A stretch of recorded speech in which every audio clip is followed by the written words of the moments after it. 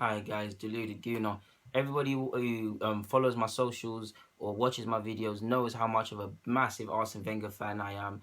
Fan of what he's brought to the game in general, what he's done for Arsenal Football Club, his outlook on life, his philosophy on life, his philosophy on youth development, on life, on football. There's so many ways to admire the man. That doesn't mean that he's without faults, and that doesn't mean by any stretch of the imagination that I'm an Arsene Wenger apologist.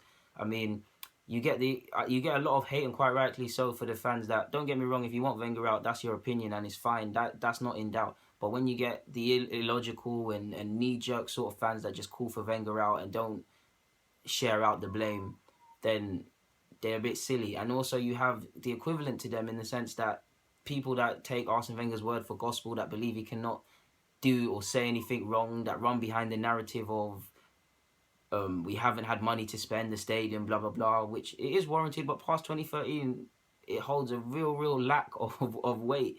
And yeah, just accept the condescendingness he can come across in. But for me, the main reason of this video is, like 2014, I called for Arsene Wenger to step down because of the toxic environment and the players not reacting. And I feel the similarities reappearing again. And I feel I have to say it again. And I'm gonna get into it. Firstly, let's knock the nail on the head. The atmosphere at the Emirates. Players look nervous. That transfers into the fans. Fans look nervous. Transfer it into the players. The manager's constantly nervous.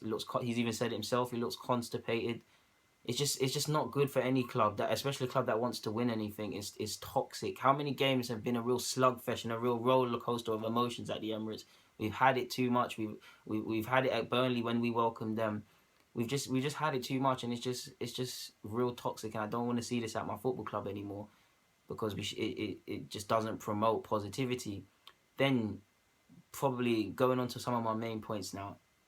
Anyone who remembers Andy Carroll's hat-trick last year, who remembers Rashford's brace last year, I believe, both away games, who remembers this year Bayern Munich when Gabriel came on, and against Chelsea when Gabriel came on.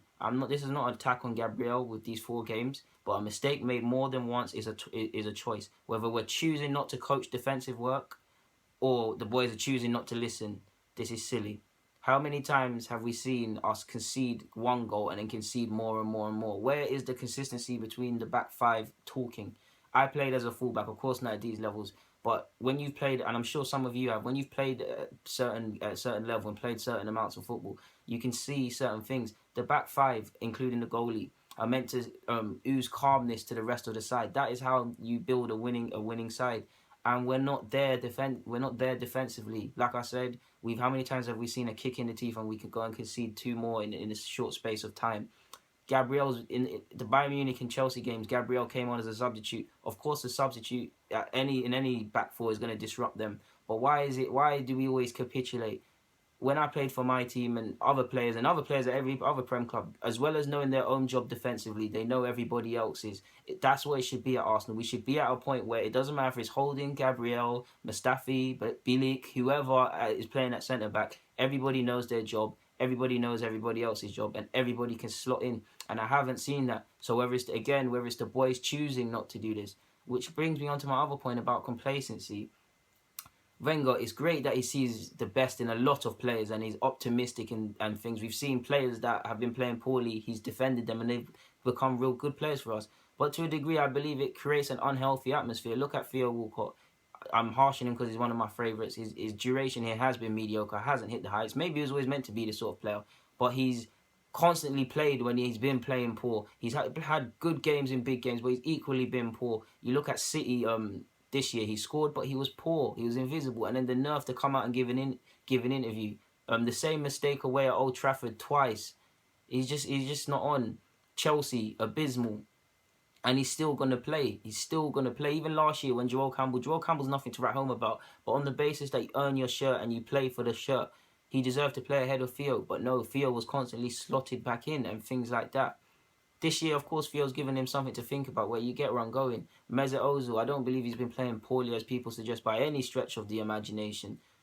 But when you know you're going to be playing every game, your performances are gonna raise, because you're not gonna think, I'm gonna lose my space out of the side.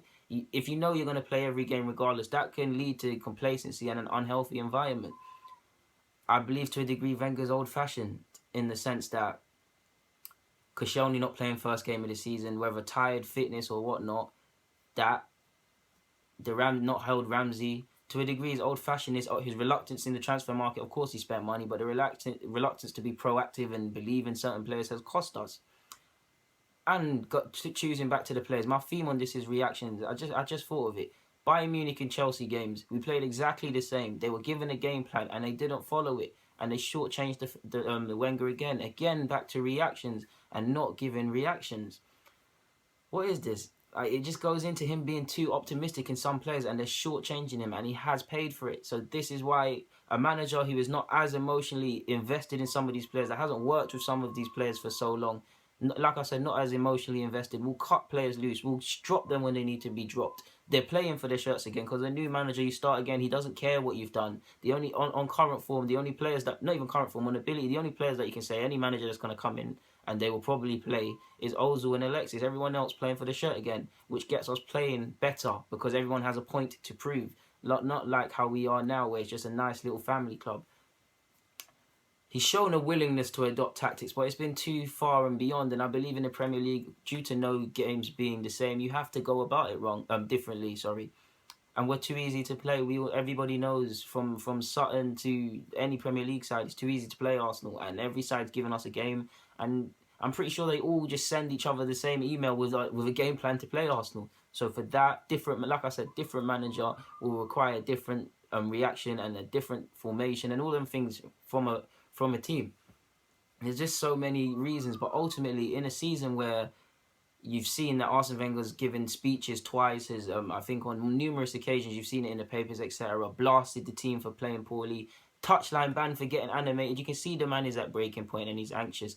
And for him to go through all of this and to be fed to the wolves like this and to not get any reaction from the players, if you can't get, and like I speak about with my 3-year cycle stuff, if you can do all of this and not get a reaction from some sort of players or the reaction you want, then maybe you've taken us as far as you can, and the players have heard all they can from you, and they need a new voice because we're being short-changed. Maybe it's time. I'm actually one of the minor minority that believe Arsene Wenger should be retained and moved upstairs, purely because the man's had to be an economist, he's had to be a planner, he's had to be a lot of things for this football club, and with a board that's footballing retarded. Commercially they're great, but they're retarded when it comes to football, lack of football IQ.